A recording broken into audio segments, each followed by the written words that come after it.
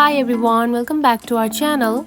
In today's video, I'm going to show you how to find the market capitalization on the Yahoo Finance. It is a very simple process, so let's dive right in. First of all, find the Yahoo Finance app on your home screen. Now open it. After opening the app, here you can find the search button at the top. Now simply tap on it. Now search or type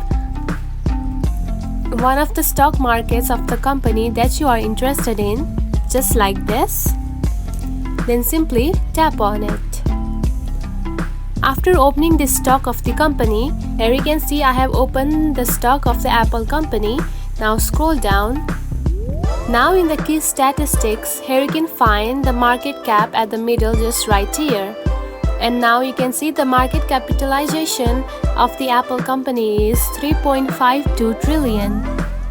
And that's it. This is how you can find the market capitalization on the Yahoo Finance. Now do the same process to look other companies' market capitalization. If you found this video helpful, don't forget to like and subscribe for more tips. Thanks for watching.